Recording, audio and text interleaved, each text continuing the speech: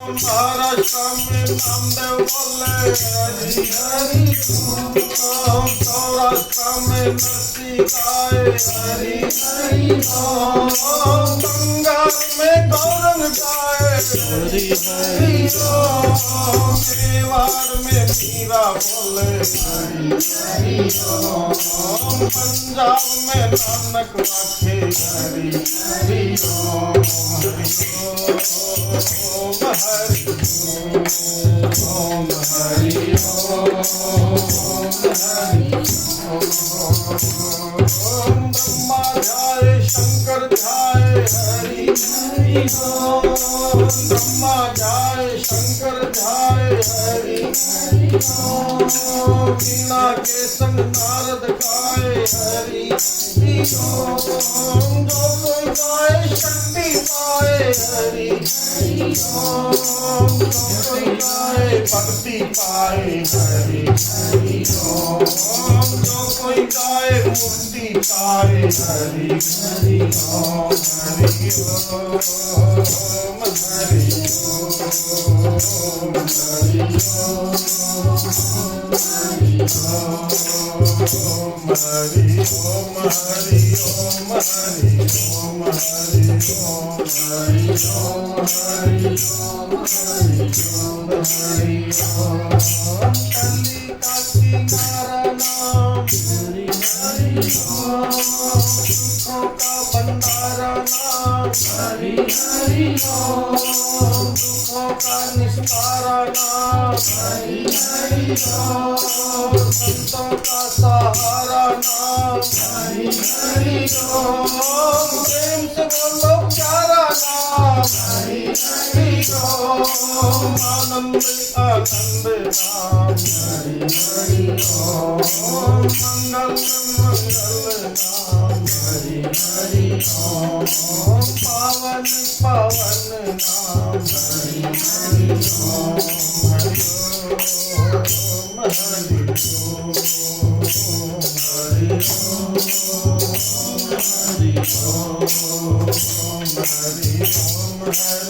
ओम हरि ओम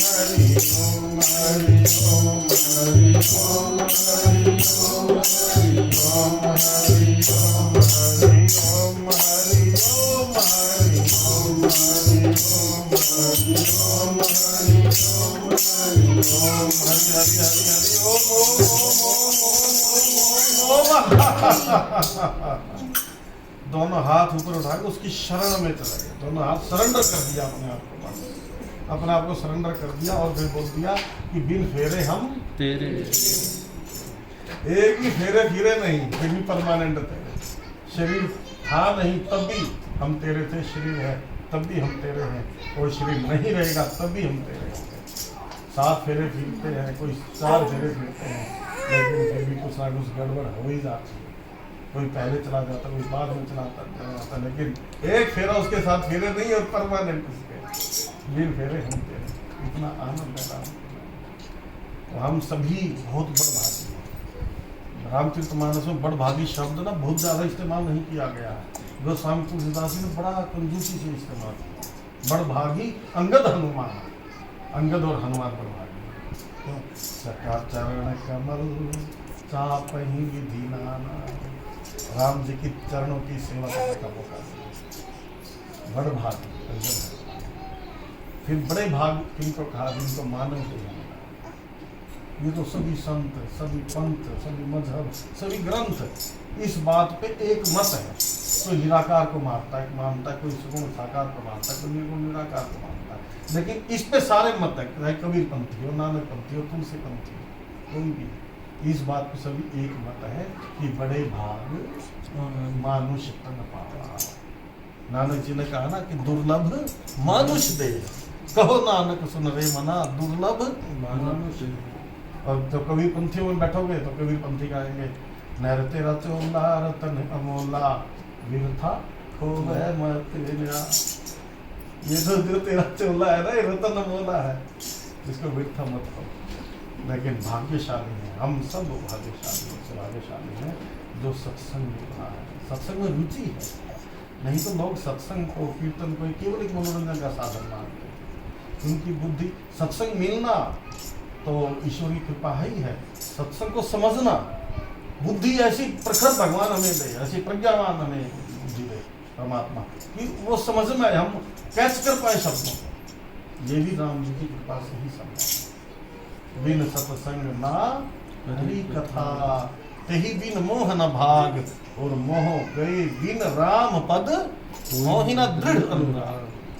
दृढ़ अनुराग नहीं होगा राम जी के चरणों में कब तक, जब तक मोह बना रहे। मोह का मतलब होता है मिले हुए ज्ञान का अनादर।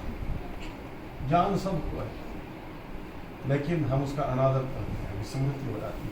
क्या बीड़ी पीने वालों को पता नहीं बीड़ी पीने से क्या क्या नुकसान है? आप उसको 3 गिनाएंगे, वो 12 गिना देगा आपको, फिर भी पीना। शराब पीने वाले को पता है ना कितना नुकसान है। ऐसे हमें भी ना जिस चीज का ज्ञान है, सबको पता है कि शरीर तो एक दिन समाप्त होना है, आत्मा अमर है, लेकिन फिर भी हम विचलित हो जाते हैं, हर्षित हो जाते हैं, या कभी शोकाकुल हो जाते हैं, समता में नहीं टिकते हैं। इसको मोह कहा। किसको मोह? मोह सकल व्याधिकर मूला। मूल माने होता है जड़। हर बीमारी की जो जड़ है वो मोह है। मोह सकल व्याधिन कर मूला, तीनते उपज ही बहुशूला। जब उसकी जड़ मजबूत होगी ना मोह की, तो फिर और ज्यादा बड़ा होगा पेड़, उसके फिर तने निकलेंगे, पत्ते निकलेंगे, फूल निकलेंगे, फल निकलेंगे। वो कौन कौन से हैं? काम, वात, कफ, लोभ, अपारा, और क्रोध, नित्य, पित्त, छाती, जारा। प्रीति करे जो तीनों भाई। तीनों भाई कौन कौन से? वात, पित्त और कफ, माने काम, क्रोध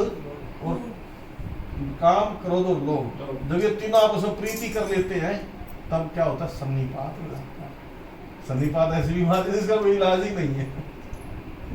काम, क्रोध और लोभ की जब लग मन में खान, तुलसी दोनों एक हैं। क्या मूर्ख क्या विद्वान।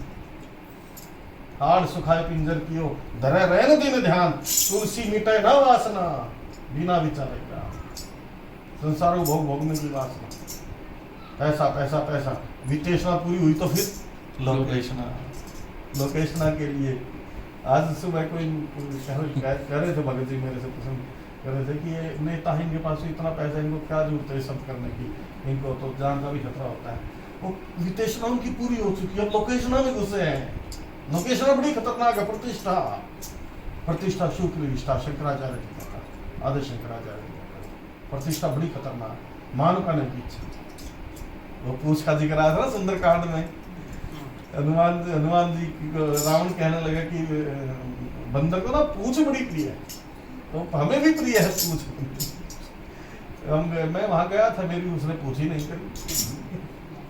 तो पूछ है नहीं हमारे को, लेकिन पूछ में प्रीति बड़ी है हमारी।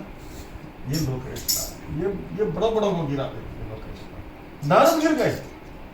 नारद जी जैसे, नारद जी को कहाँ गिरना था? नारद जी के द्वारा भगवान ने लीला करवाई नहीं, हमें दिखाने के लिए।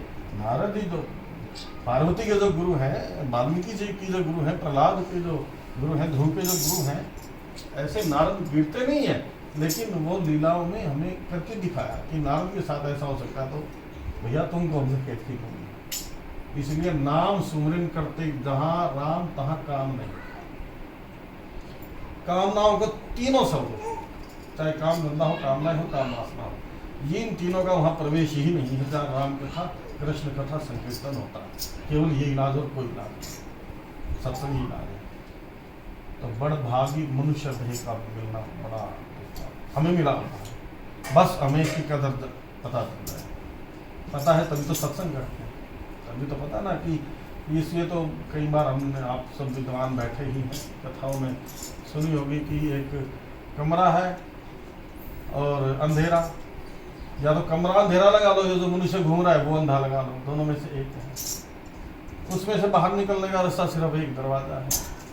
अब अंधा है वो, और ऐसे हाथ कर करके वहां तक पहुंचता है, मतलब 84 का चक्कर काट के वहां तक पहुंचता है। और जैसे ही यहाँ तक पहुंचता है तो उसको विषय वासना रूपी खाद लग जाती है, और वहां से हटा लेता है और ऐसे लगता है खाद करना है, वो चलता रहता है।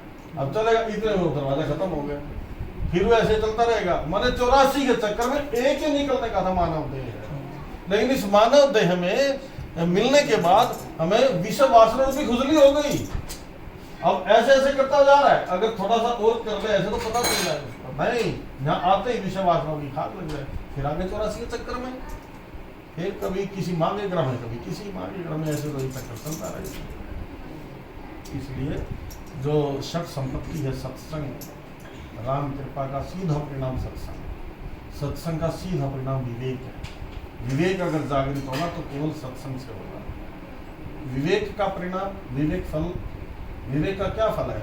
विवेक का फल है वैराग्य, मिले हुए पदार्थ में राग ना होना। मिली हुई जो अभी फिलहाल हमारे पास जो भी सुविधाएं हैं उनमें राग ना होना ही वैराग्य है। बस आज हलवा पूरी मिली, कल भी हलवा पूरी मिले खाने को, आज ये अनुकूलता, आज ये मेरे अनुकूल है, कल भी मेरे अनुकूल रहे आगे। ये जो है ना, इसको बोलते हैं आग्रह।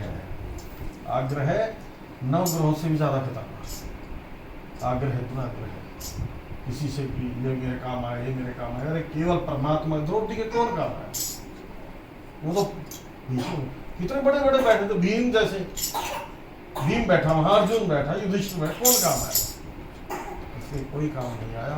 अंत में उसने भी सहारा लिया बाहर का, लेकिन अंत में जब अंतर्यामी घटघटवासी भगवान द्वारकाधीश पुकारा, जब कृष्ण को पुकारा, तब जाके वस्त्रावतार हुआ। ऐसे ही ठीक है, सब परमात्मा किसी ना किसी को माध्यम बना देता है, बट करने कराने वाला केवल ईश्वर है, वही प्रेरक है। आप कहीं कभी काम करवाने गए किसी के सामने, उसके अंदर प्रेरणा देने वाला ही वो है, ईश्वर है। हमारे अंदर जो प्रेरणा परमात्मा की ही तो प्रेरणा हुई कि सोसाइटी में भी एक इकट्ठे बैठ के हम संकीर्तन करें, भगवत कथा करें। प्रेरक कौन है? वही प्रेरक है जिसको कृष्ण कहते हैं, जिसको राम कहते हैं, जिसको अल्लाह वाले अल्लाह कहते हैं, वाहिगुरु कहते हैं, वही प्रेरक है। उसी ने प्रेरणा दी है और हमारी मति में ये बात डाली है कि हम इस सोसाइटी में लोग भगवान नाम जपते हैं। इसलिए एकादशी का दिन, कई दिनों का अपना महत्व है, स्थान का भी महत्व, तीर्थों का भी महत्व है। जैसे सोमवती अमावस्या अलग महत्व है, उस दिन किया गया जप, दान, तप का महत्व बढ़ जाता है। मंगलवारी चतुर्थी, बुधवारी अष्टमी और रविवारी सप्तमी, रविवार भी हो सप्तमी, उसका भी वही महत्व है जो सोमवती अमावस्या का होता है। और एकादशी पे तो किया गया जप, तप, जागरण, हरिनाम संकीर्तन, इसका तो फल का कोई अंत नहीं। सूर्य ग्रहण से भी ज्यादा फल एकादशी है। जिनको उपवास रख ले उसकी महिमा होता। ऐसे तुलसी के सामने बैठ कर हम जप करते हैं, उसकी महिमा अलग है। और जब संत सामने हो ना, कोई सदगुरु सामने हो, वहां आप जप कर लो, कई लाख गुना उसका तीर्थों में जाके उसका महत्व। वृंदावन जाते हैं तो अपने आप ही वहाँ के जो वाइब्रेशन है वो काम करते हैं। जैसे कोई व्यक्ति साइकिल चलाता है ना और पीछे से हवा अनुकूल हो जाए उसके, ऐसे कम पैडल मारने पड़ेंगे ऐसे। इसलिए भगवान नाम जब हम करते रहे, आप तो विद्वान हैं, ये तो हम चर्चा कर रहे हैं। यहाँ कोई रामचरितमानस में तो श्रोताओं को बहुत ज़्यादा सम्मान दिया गया है, वक्ता को इतना सम्मान नहीं है, श्रोता को ज़्यादा सम्मान। श्रोता बनना कठिन है, पर उपदेश कुशल बोलते हैं, दूसरे को उपदेश देने वाले को बहुत मिल जाएंगे। पर जे आचरण नर ना घनेरे, अपने ऊपर आचरण करने वाले बहुत कम मिलेंगे। और जो आचरण कर लेता है उसी के वाणी में ही कुछ होगा जो दूसरे का होगा, तो नहीं है। इसलिए हमारी बातों कोई मानता नहीं है, संतों की बातों से मानते हैं।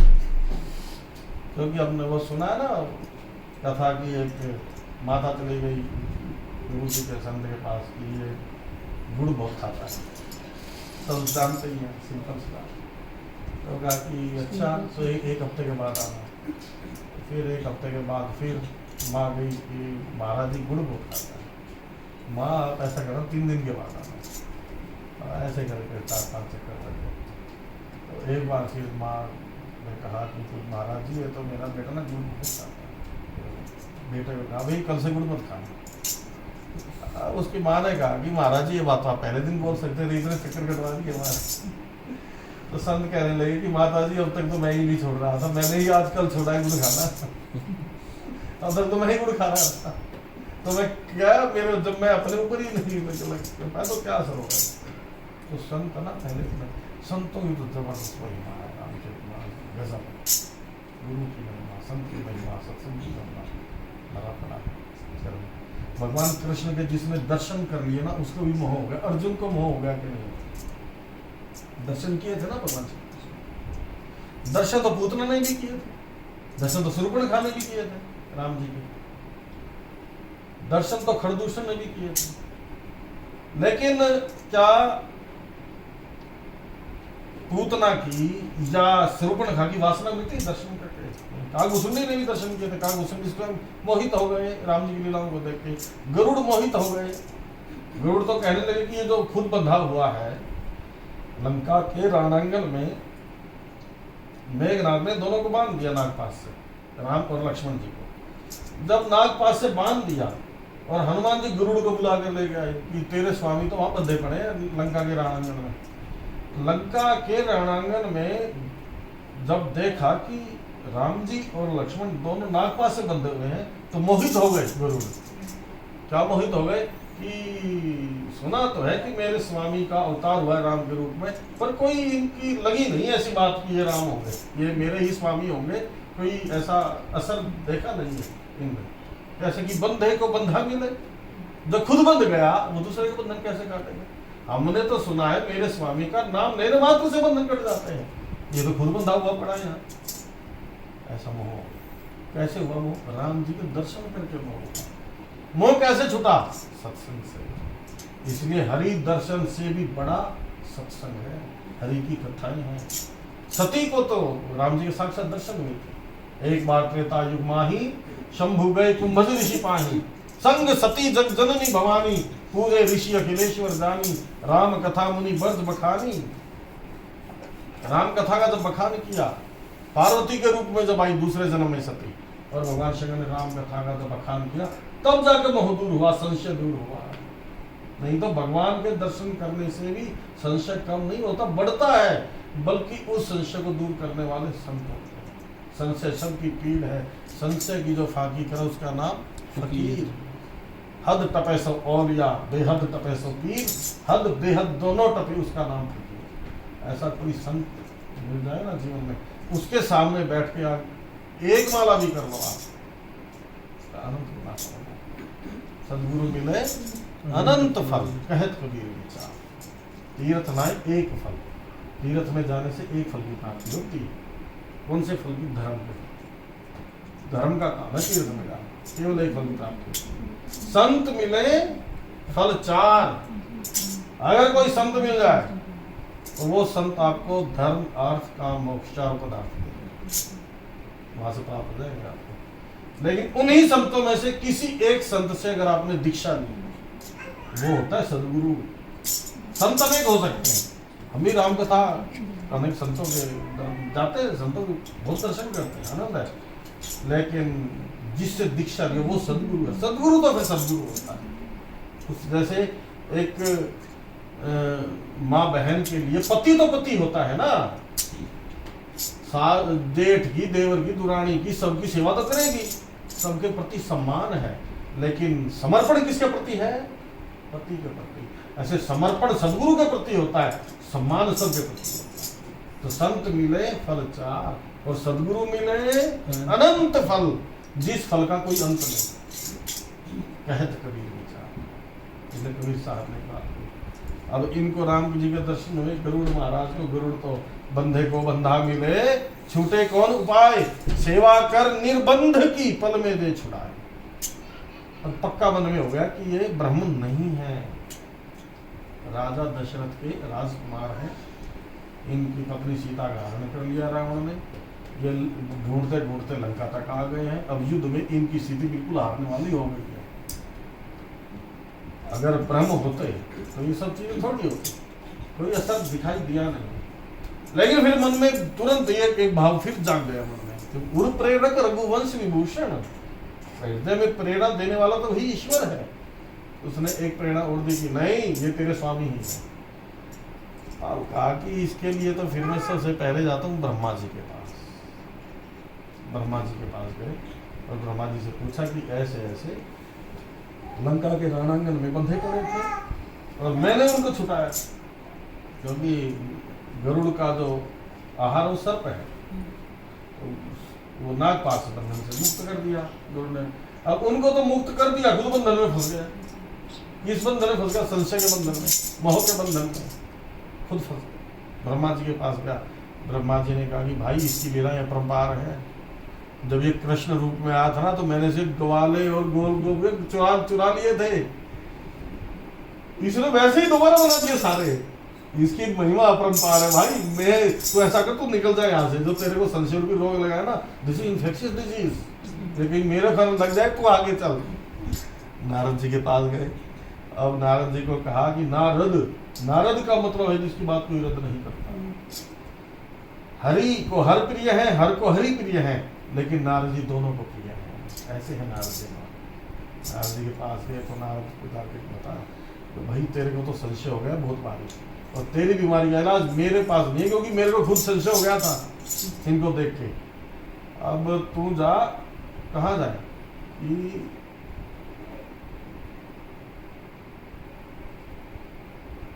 भगवान शंकर के पास था।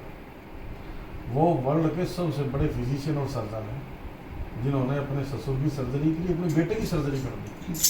वो है भगवान शंकर। और फिजिशियन तो बड़े तगड़े हैं, एक ही डॉक्टर है ऐसा जो फिजिशियन भी है सर्जन भी है, भगवान शंकर। वहाँ था। अब ये भगवान के उत्तरकांड में प्रसंग आता है जो मैं आपको बता रहा हूँ, 9 महिमा के बारे में, सत्संग महिमा के बारे में। सीधे पहुँचे महाराज, भगवान शंकर रास्ते में ही मिल गए गरुड़ महाराज को।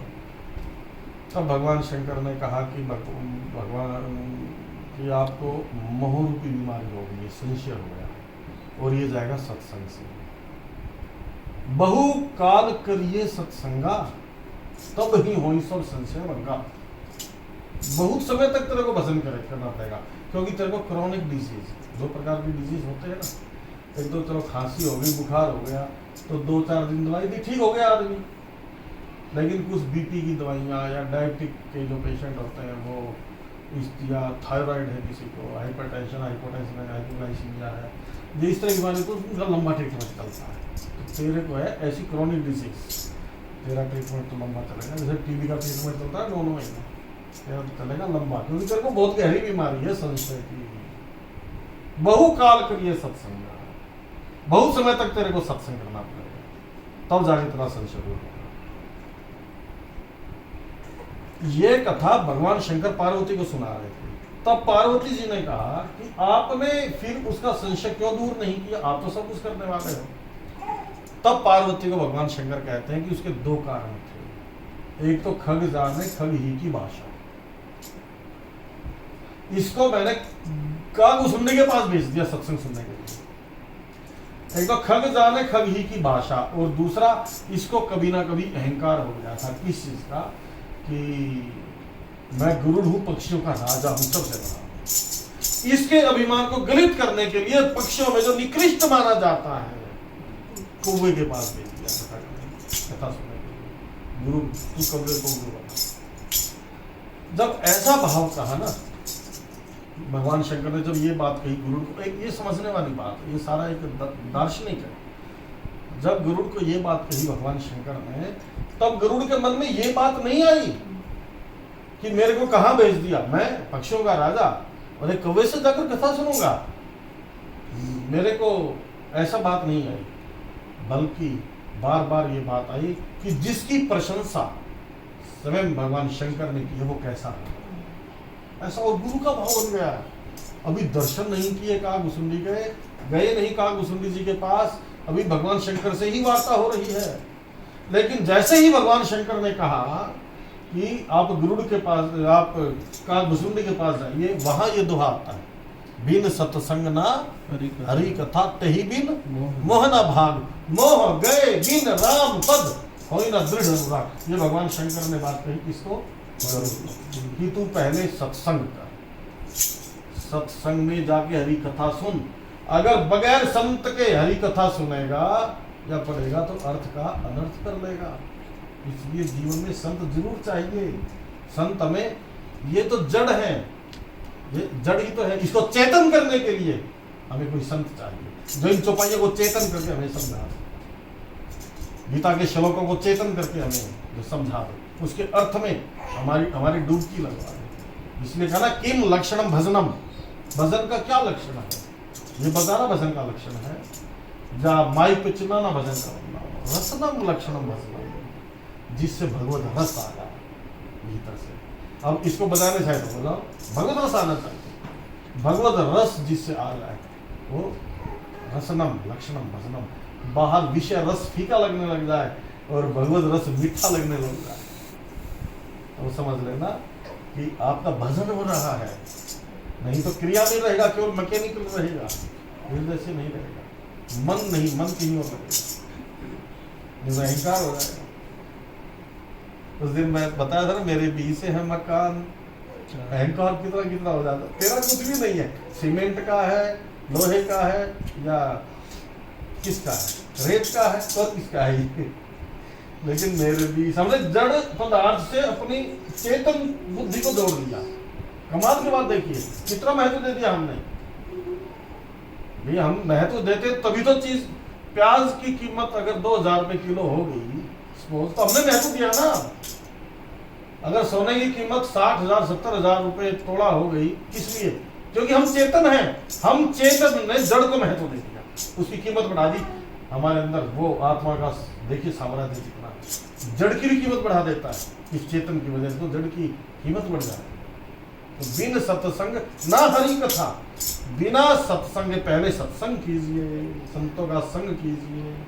जगत में एक ही सत है, उसे ईश्वर कहते हैं, याद जब उसकी आ जाए वही सत्संग। जिस भी सभा में बैठे एक बार आपको भगवान नाम चिंतन, परमात्मा की याद आ जाए, कहीं भी किसी भी प्लेटफॉर्म पे कहीं भी बैठ के, इसलिए कहा राम कथा मंदाकिनी चित्रकूट चित्कार, मंदाकिनी को प्रकट कर दिया चित्रकूट में अनुसुईया ने, अत्रि मुनि के लिए। और जिसका सुंदर चित्त वही चित्रकूट है, जिसका चित्त सुंदर नहीं हुआ वो चित्रकूट में रह के भी चित्रकूट में नहीं है, और जिसका चित्त ईश्वर के चिंतन में है वो तो विक्टोरिया में रह के भी चित्रकूट में है। उसको आनंद है, कहीं भी गर्दन झुकाई और मुलाकात कर ली है। वो थे ना मुझसे दूर, ना मैं उनसे दूर था, आता ना था नजर तो नजर का कसूर था। रिश्ते में बदले रुख तो किनारे बदले, नजरें बदली तो नजारे बदले। तो बिना सत्संग के हरि कथा सुनेगा तो उसमें भी अर्थ का अनर्थ कर लेगा जरूर। इसलिए तू पहले सत्संग कर, संत के पास जा। बिन सत्संग न हरि कथा, तही बिन मोह न भाग, मोह गए बिन राम पद, हो ही ना दृढ़ अनुराग, और मिले ही न रघुपति। भगवान शंकर समझा रहे, मिले ही ना रघुपति, बिन अनुरागा, किए योग यज्ञ जप तप वैरागा, राम ही केवल प्रेम प्यारा, राम ही केवल प्रेम प्यारा, जान ले सोई जान निहारा। ऐसे आनंद करते हुए जब पहुंचे ना कागभूषुंडी जी के पास, कागभूषुंडी जी ने अपना 24 घंटे, दिन के जो 12 घंटे हैं उनका एक टाइम टेबल सेट कर रखा। सबसे पहले उठ के ध्यान करते थे पीपल के पेड़ के नीचे, फिर हवन करते थे, उसके बाद पूजा करते थे, और शाम को 3 बजे से 6 बजे तक, दिन के पहर 4 होते हैं, 3 दिन मिलते हैं, जैसे दोपहर बोलते हैं ना, 12 बजे दोपहर, मतलब 2 पहर कंप्लीट हो गए, 3 घंटे का 1 पहर होता है, 3 पहर रात के, 4 पहर रात के, 4 पहर सुबह का। दिन का पहर 6 बजे शुरू हो जाता है, पहला पहर होता है 9 बजे तक, होता है दोपहर हो गई 12 बजे, दोपहर का मतलब है कि 12 बजे। फिर तीसरे पहर तक वो पूजा करते, और अंतिम पहर में क्या करते, राम कथा करते। अब राम कथा करने की तैयारी कर ही रहे थे, मानो 3 बजे थे, माने पूरे दिन को चारों युगों में परिवर्तित कर दिया। सुबह क्या करते पहले पहर में ध्यान, दूसरे पहर में यज्ञ पाकर के पेड़ के नीचे, तीसरे पहर में आम के पेड़ के नीचे पूजा, और चौथे पहर में सतयुग का क्या धर्म था? ध्यान। त्रेता का और द्वापर का पूजा उपासना, और कलयुग का राम कथा, राम का नाम। तो चारों युगों को प्रतिदिन गठित करते थे। 3 बजे जैसे ही राम कथा प्रारंभ करना चाह रहे थे, और भगवान शंकर ने खुद कहा कि मैं भी पक्षी का रूप धारण करके वहां जाता था कथा सुनने के लिए, कहा नीलांचल पर्वत पे, आजकल जो चाइना में नीलांचल, चाइना में 1962 में जो हुआ ना, वो तो हमारा काफी कैलाश लेकर चला गया होगा। वहां पे कथा करते कागभूषुंडी, और कागभूषुंडी कहते कि मैं कितने दिन से यहाँ हूँ, बीते कल्प 7 और 20 सो नहीं गरुड़ मोहे यहाँ बसत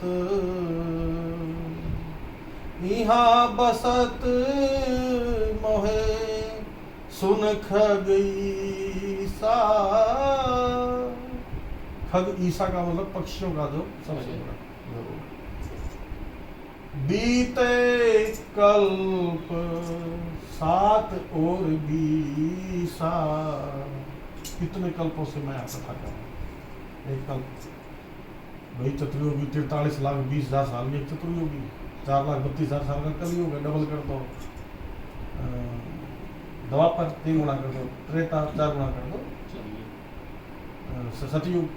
जब इनको मिला देते हैं तो एक चतुर्युगी बनती है, वो बनती है 43,20,000 साल की।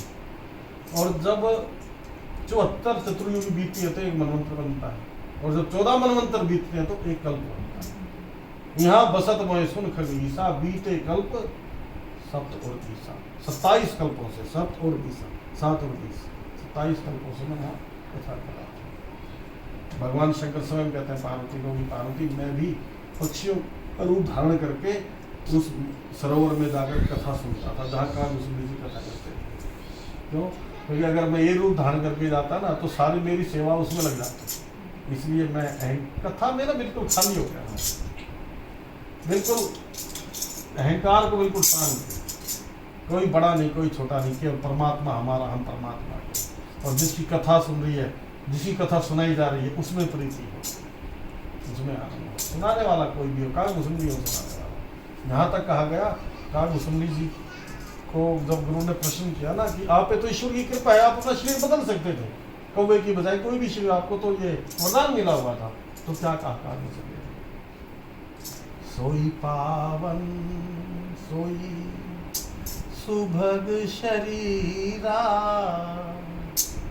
जो तन पाई भजिए रघुवीरा।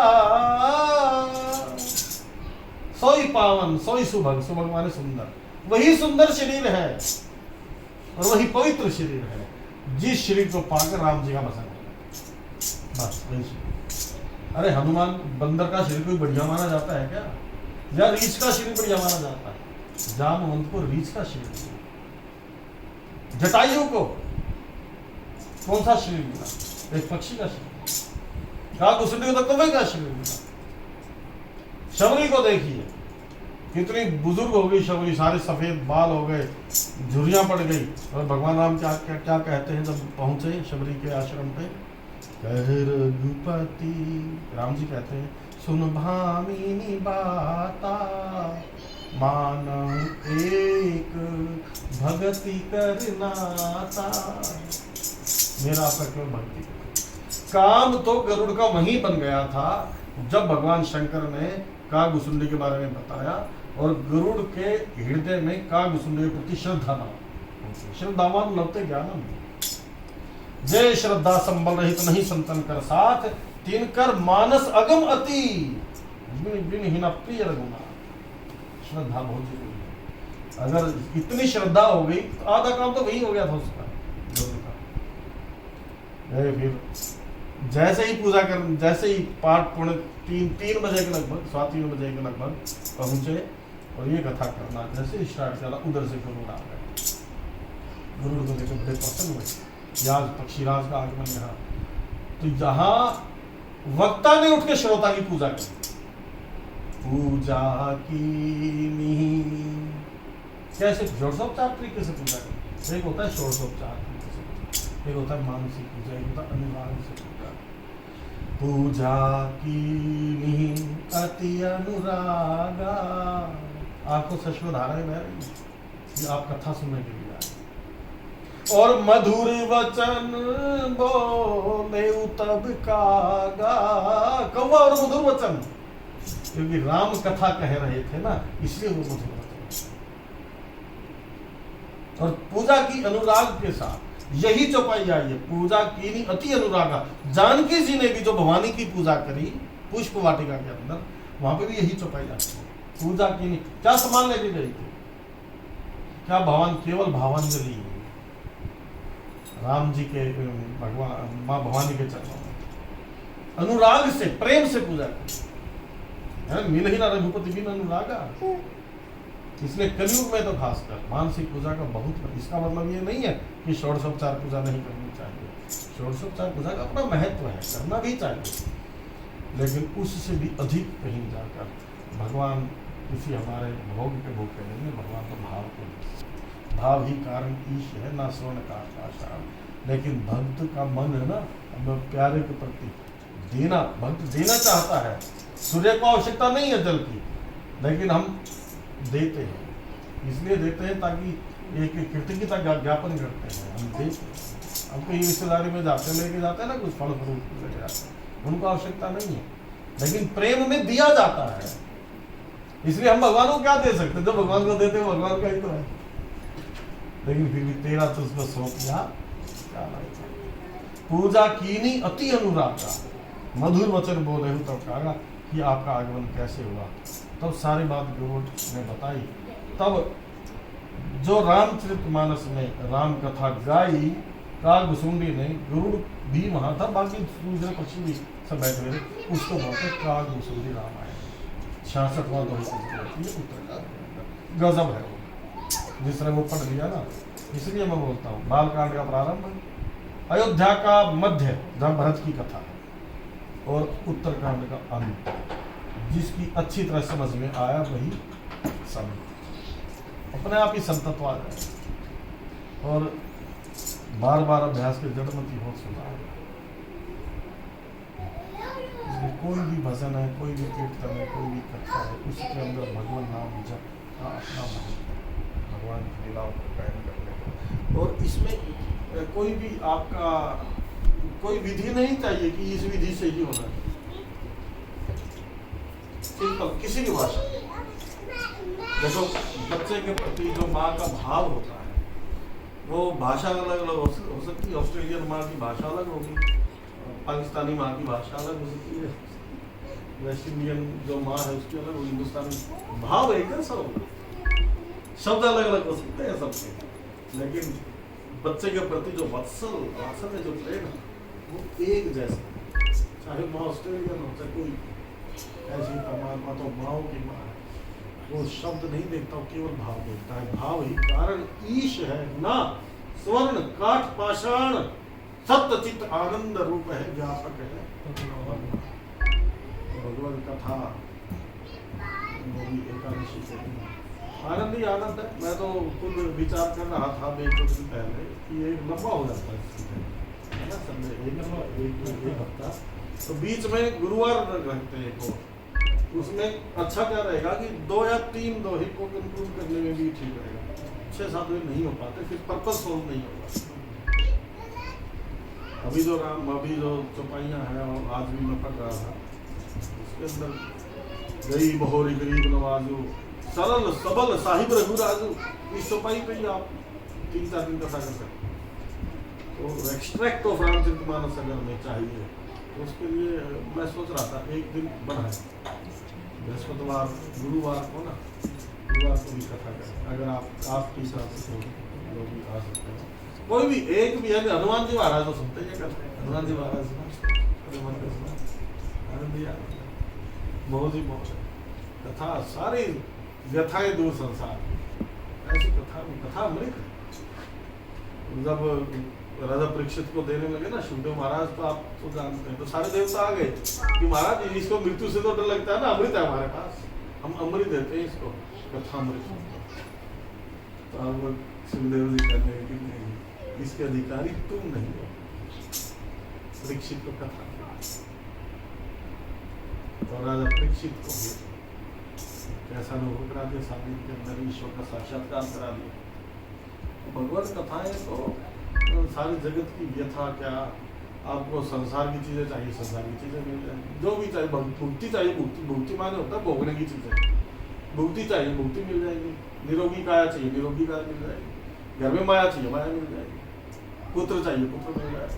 लेकिन ये सब धरा का सुख है, धरा का मतलब यहाँ का, अधरा का सुख कुछ और है, ये सब माया का है। प्रथम सुख निरोगी काया, दूसरा सुख घर में माया, तीसरा सुख कुलवंती का, चौथा सुख पुत्राज्ञाकार, ये सब धरा का है यहाँ का। अब पुत्र हो, पता नहीं किस कितनों का पुत्र हुआ आज तक, मैं पता नहीं कितनों का बाप बना, कितनों का भाई बना, कितनों का पति बना, कभी पत्नी बना, कभी कुछ बना, कोई अंत थोड़ा। ये भगवान शंकर कहते हैं पार्वती, ये जो बालू बह रहे हैं ना गंगा में, इन बालुओं की कोई गिनती कर सकता है, लेकिन कितने कितने जन्म हो जाते हैं उनकी कोई गिनती नहीं कर सकता, कितने करोड़ों जन्म हो जाते हैं। और बहुत सारे जन्मों का जब पुण्य इकट्ठा होता है तो बहुत पुण्य किया हमने, या तो माता पिता की सेवा कर दी तो वो प्यारा राजी हो गया, या किसी गरीब गुरबे को कुछ दान कर दिया तो वो प्यारा राजी हो गया, और उस प्यार के बदले उसने सत्संग किया। इसलिए पता नहीं कितने जन्मों के पुण्यों के बाद ऐसी स्थिति बनती है। बस इस जन्म को हम ऐसे व्यर्थ ना जाने दें, भगवत कथा सुने सुनाएं, आनंद में रहें। कभी वैखरी से जब कीर्तन होता तो वैखरी से, कभी मानसिक रूप से जप करें, माला से जप करें, कभी वैसे ही घूम रहे हैं तो मन में नाम तेरा रहे, मुख पे रहे सुगीत, हमको इतना दीजिए रहे।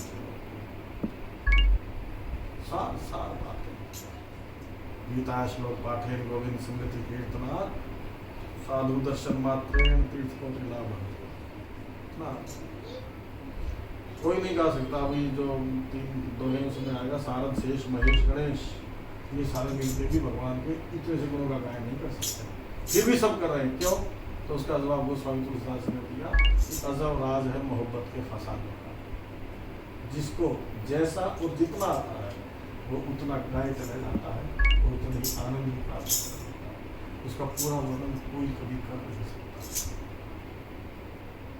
क्योंकि ये तो नमक की डली है, नमक की डली गई समुद्र में, समुद्र का भेद लेने गई है, समुद्र ही हो गई। क्या वो आएगी वापिस ये बताने के लिए समुद्र कैसा है? सोई जाने जहिते हो जाना, ये जाना तो तुम ही हो जाएगी, तुम्हारी कृपा तुम्ही रघुनंदन, जान ही भगत भगत उड़ चलना, तो सोई जाने जहिते हो। इसलिए भक्त विलक्षण होते हैं, हमेशा आनंद में रहते हैं। संसार में ऐसे रहते हैं जैसे यू रसना मुखमाही खाते योते में को विचित्र ना है। जैसे नदी में नाव रहती है, नाव नदी में जरूर रहती है, लेकिन नदी का जल नाव में नहीं घुसता। अगर नाव कहे कि मैं तो राजपथ में दौड़ूंगी, ये पॉसिबल नहीं है। वो नदी में ही दौड़ेगी, तालाब में ही दौड़ेगी, जल में ही दौड़ेगी, लेकिन जल का पानी नदी में नहीं आएगा। ऐसे भी हम भी संसार में रूपी तालाब में ही रहेंगे, जाएंगे नहीं कहीं, लेकिन संसार का जो लफड़ा है वो हमारे खोपड़े में ज्यादा घुसेगा। तुलसी जग में यूं रहो जो रसना मुख माही, खाती घी और तेल नित तो भी चिकनी नहीं। जीव्या हमारी कितना घी खाती होगी आज तक। अगर हमारी 55 साल उम्र हो गई तो 55 साल में अगर टोटल किया जाए तो कई घड़ी होगी, मन में चलेगी होगी, हो सकता क्विंटल में चली जाए, इतना घी खा लिए होंगे हम, लेकिन जीव अभी भी चिकने नहीं। क्यों? क्योंकि जीव्या के पास अपना रस है, सलाइवरी ग्लैंड्स, सलाइवा अपना रस है जीव्या के पास। इसलिए जिसके पास अपना रस होता है बाहर का रस उस पर काम नहीं। गुलाब के फूल को ना आप मिर्च के अंदर रख दो, गुलाब अपनी सुगंध वहां छोड़ देगा और बाहर निकालोगे तो गुलाब की ही आएगी। इसलिए गुलाब बंद करना है। जैसे कमल निर्लेप रहता है कीचड़ में, अब कमल को कहे कि मैं तो बिसलरी के वाटर में ही हूँ, नहीं, वो कीचड़ में ही होगा, लेकिन कीचड़ से मिल रहे। संसार रूपी कीचड़ में ही हमें रहना है, लेकिन उससे मिल रहे। ये जो विधा है ये संत सिखाते हैं, ये सत्संग में आता है कि संसार में रहते हुए भी संसार में आसक्त ना होना, जीवन जीने की कला, आर्ट ऑफ लिविंग कैसी हो। ये तो मरे मरे सब कोई, कहीं मरना ना जाने कोई, एक बार ऐसे मरो कि फिर मरना ना कोई, सियावर रामचंद्र की। इतना आनंद है, क्या क्या। तो उस सीकर का जो आनंद है ना, उसका हम तो स्पर्श भी नहीं कर सकते। बस भगवान के दास बने रहे, अपने चरणों में भी हमें ऐसी बस सेवा बनी रहे, और अंत तक ये निभ जाए। अंतिम श्वास जब शरीर से निकले ना, तब ये निभ जाए। और ये ईश्वरी कृपा है, छोटी एज में अगर रंग लग जाए। ये तो नत्था सिंह का भजन है ना, टाइम हो गया ना, 2 मिनट का भजन। नत्था सिंह जी कहा कि जीवन निकल गया तो जीने का ढंग आया, जब शम्मा बुझ गई तो महफिल में रखा है। जीवन निकल गया तो जीने का ढंग आया, जब शम्मा बुझ गई तो महफिल में रंग आया। मन की मशीनरी ने तब काम करना सीखा, मन की मशीनरी ने तब काम करना सीखा, जब बूढ़े तन के हर एक पुर्जे में जंग आया। जीवन निकल गया तो जीने का ढंग आया, गाड़ी निकल चुकी तो घर से चला मुसाफिर, गाड़ी निकल चुकी तो घर से चला मुसाफिर, वापस वो अपने घर को बेरंग लौट आया। जीवन निकल गया तो जीने का ढंग आया, फुर्सत के वक्त भी ना सुमिरन का वक्त निकला। कब निकला? जब वेंटिलेटर में पहुंच गया। और उसको ना ऑक्सीजन के पैसे देने पड़े थे अभी 3 साल पहले। हमारे से ज्यादा तो और किसको एक्सपीरियंस होगा? हम सबको इतना एक्सपीरियंस है। अभी तो 2-3 साल की बात हुई है। जब वेंटिलेटर में पहुंच जाता है तब बस 5 मिनट दे दे भगवान, नाम दूंगा प्रमाण। लेकिन जब फुर्सत थी तब कहते थे भाई सत्संग कर लो। भाई मरने का भी टाइम नहीं है, आप सत्संग की बात कर रहे हो। टाइम नहीं है, ताश क्यों खेलते कि टाइम पास करने के लिए। फुर्सत के वक्त भी ना सुमिरन का वक्त निकला, तब वक्त मांगा, जब वक्त तंग आया। जीवन निकल गया तो जीने का ढंग आया।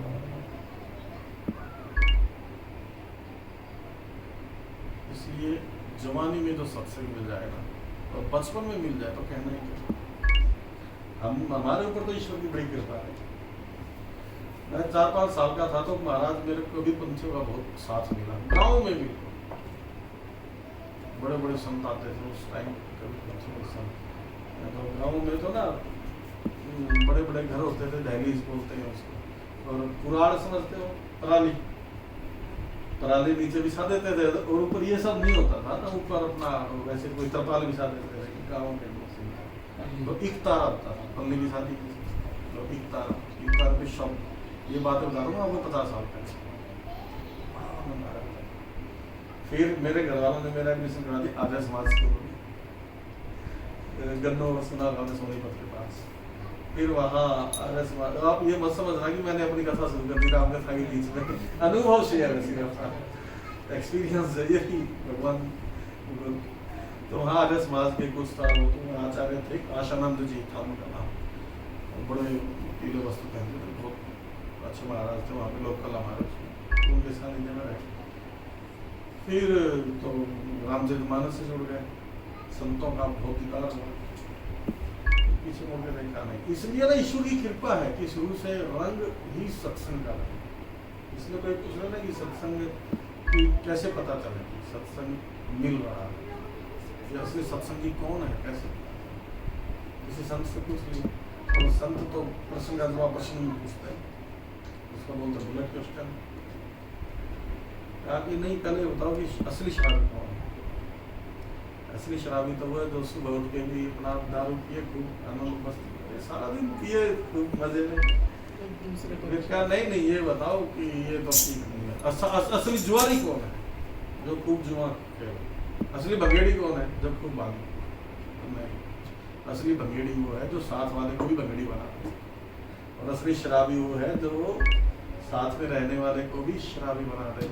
ऐसे असली सत्संगी वो है जो साथ में रहने वाले को भी सत्संगी बना दे। हमारा व्यवहार ऐसा होना चाहिए।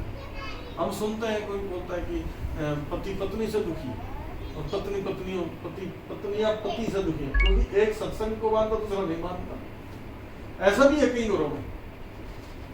जैसे माताएं बहनें तो ज्यादा कीर्तन में जाएंगे ना, आप अगर 90 होंगे तो 85 माताएं बहनें मिलेंगी।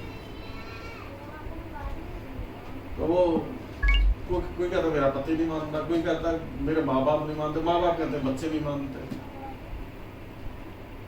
ऐसी भी हालत है इस संसार। तो इसका मतलब सत्संग में तेरे व्यवहार में कमी है। उसके तू अपने व्यवहार से उसको ढाल नहीं पाया, सत्संगी बना नहीं पाया। अरे शराबी अपने पड़ोसी को शराबी बना लेता है, तो अपने पड़ोसी को अब तक सत्संगी नहीं बना पाया। ये हमारा व्यवहार कैसा हो, सामने वाला हमारा व्यवहार देख के ही उसको लगे अपना व्यवहार उसका अपने आप ही बदलता है। हमारा अपना व्यवहार ही ठीक नहीं है, व्यवहार में भक्ति नहीं है, तो भक्ति में बरकत नहीं है, केवल मैकेनिकल है, तो फिर उसका असर होगा। जब घर वालों में भी नहीं होगा, बाहर वालों की बात छोड़िए। लेकिन अगर जीवन में उतारा है ना, थोड़ा भी उतारा है जीवन में, तो फिर अगर जिसने थोड़ा उतार लिया ना, वो धीरे धीरे, क्योंकि रस इतना है इसमें, आनंद ही इतना है। फिर क्या नाम है, नाम नशेरा नाम का छकार है दिन में। जाम पर जाम पीने से क्या फायदा, शाम को पी सुबह उतर जाएगी, तो हरी नाम की प्यालियां छक ले, सारी जिंदगी नशे में गुजर जाएगी। ऐसा मजा है। तो ऐसा नशा सब बात स्टार्ट मैंने कहाँ से करी थी, स्टार्ट की थी कि वक्ता की बजाय श्रोता को ज्यादा सम्मान दिया गया रहा।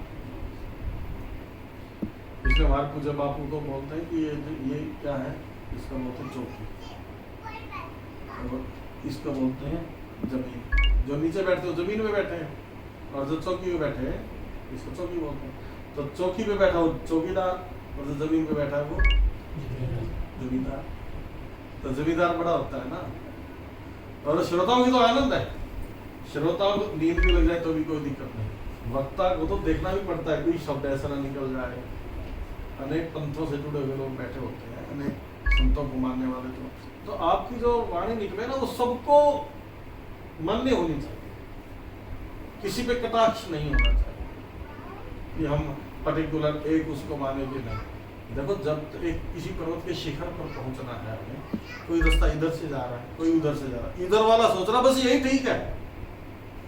जब अटारी में पहुंच जाएगा तो उसको पता चलेगा अरे मैं गलत था, यहाँ पर आने के तो बहुत साधन है, मंजिल एक है, आने के बहुत साधन। कब पता चलेगा, जब वो पूर्णता में पहुंच जाएगा। इसलिए फिर वो ना वाहे गुरु को उसको मस्जिद जाने में भी दिक्कत नहीं आएगी, उसको मंदिर जाने में भी दिक्कत नहीं आएगी। एक नोटते सब जग ऊंचा रामचरितमानस की चौपाई है, सिया राम में करहु प्रणाम जोर। हम उस मार्ग के पथ, दोष दर्शन कभी नहीं। प्रेमानंद जी महाराज की सबसे पहली बात ये, वृंदावन में कोई भी मिलने जाता है दोष दर्शन नहीं करना, अगर भक्ति के सोपान में जाना है। रामचरितमानस में ये चौपाई कम से कम 20 बार आई है कि दोष नहीं दे। हम क्या करते हैं, अपने में भक्ति तो करते हैं लेकिन दोष देखना नहीं छोड़ते, दूसरे के दोष देखना छोड़े। जब दोष देखना छोड़ दे ना, जब सिया राम में, जब सबके अंदर सीताराम है तो किसके अंदर पहुंचते? आप अपने व्यवहार से बदल सकते। सत्संग बहुत भारी है। श्रोताओं को तो जिनके श्रवण समुद्र समान, जिनके गान समुद्र के समान हो गए हैं। श्रोता वक्ता ज्ञान निधि, कथा राम की गूढ़, ये राम जी की बड़ी गूढ़ कथा है। इसके जो श्रोता है और जो वक्ता है, दोनों ज्ञान के भंडार है। ये बता गोस्वामी तुलसीदास जी ने एक छोटे प्रारंभ भी लिखी है, अभी आएगी जब हम पाठ करेंगे 16 के आसपास।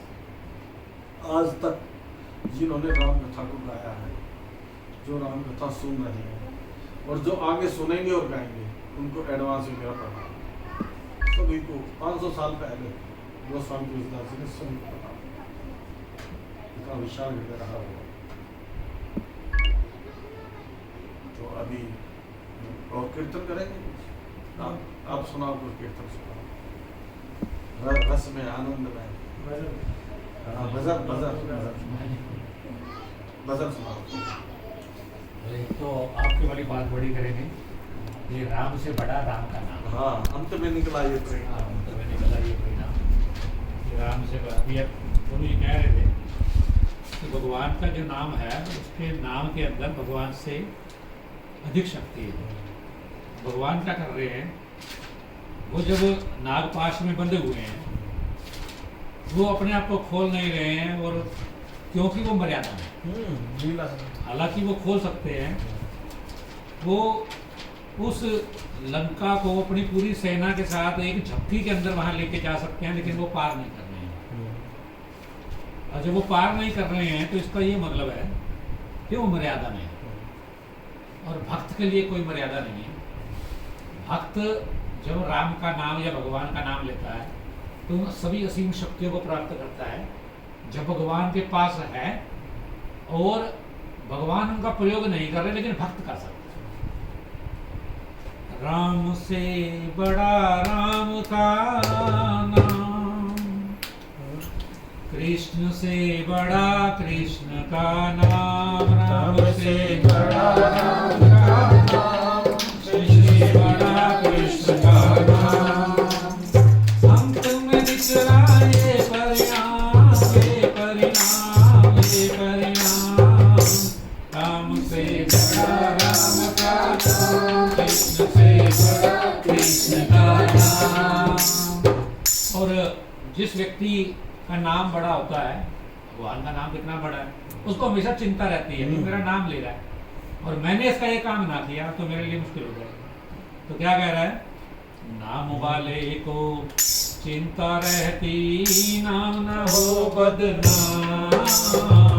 नाम वाले को चिंता रहती, नाम न हो बदनाम। द्रुपद सुता ने कृष्ण पुकारा, द्रुपद सुता ने कृष्ण पुकारा। दौड़े आए घनश्याम, राम से राम का नाम, कृष्ण से कृष्ण का नाम।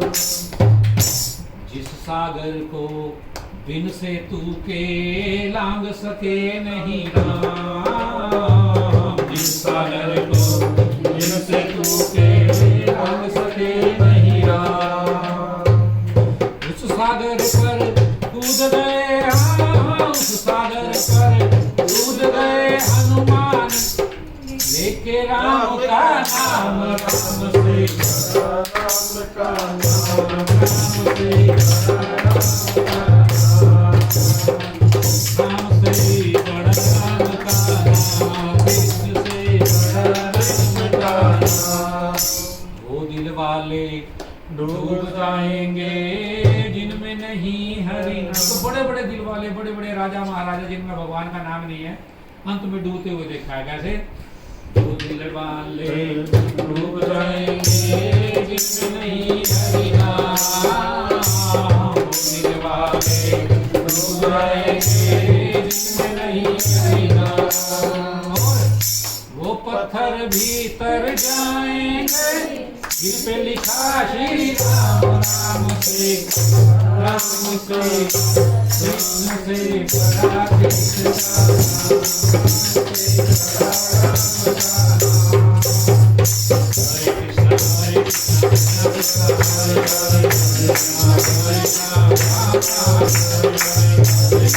हरे कृष्ण कृष्ण हरे हरे, हरे राम